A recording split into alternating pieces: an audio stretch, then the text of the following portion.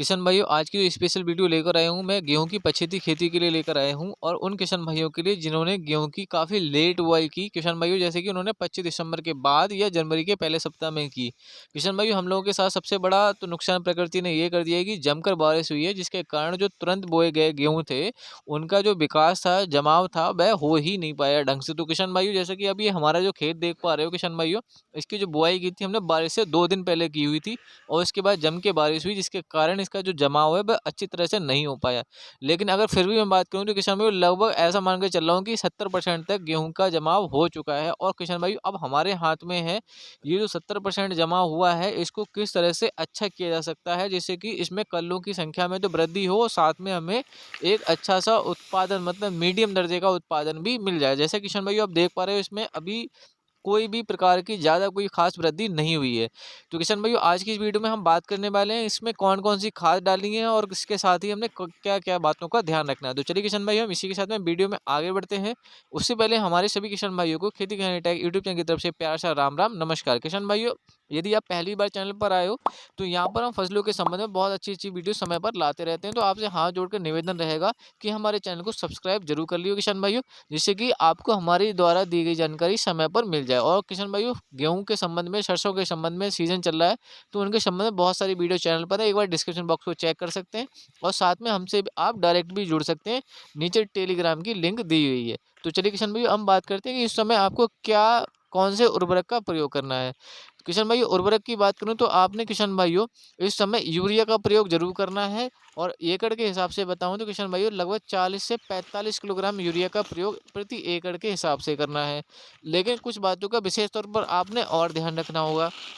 जैसे कि किसान भाइयों, यदि आप ये मान के चलिए किसान आप भाइयों, आपका गेहूं अगर 20 दिन का हो चुका है तो आप इसमें भले कितनी भी नमी हो, आप पानी लगाएं और पानी लगाने से पहले इस यूरिया का प्रयोग करना है। और इस यूरिया के साथ साथ आपको 1 किलोग्राम ह्यूमिक एसिड जो दानेदार की फॉर्म में आता है वह मिलाना है किसान भाइयों। और ह्यूमिक एसिड की बात करें तो आप के क्षेत्र में जो कंपनियां हैं जो दानेदार दे रही हूँ, जैसे उपज गोल्ड है, इसके अलावा कई सारी कंपनियों का आता है, तो आप किसी भी कंपनी का 1 किलोग्राम ह्यूमिक एसिड जरूर डालिए।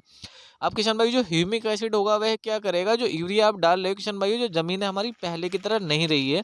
अब इसको यूरिया के साथ साथ कुछ ऐसे मटेरियल की आवश्यकता होती है जिससे कि मिट्टी में और पौधे में एक सामंजस्य स्थापित रहे। तो किसान भाई, जो ह्यूमिक एसिड होता है वह मिट्टी और पौधे के बीच का काम करता है, जितना भी क्योंकि यह अघुलनशील होता है, तो ये नीचे पड़े रहकर जो आपने यूरिया डाली है उसको पौधे के साथ में मिलाने का काम ये ह्यूमिक एसिड करता है।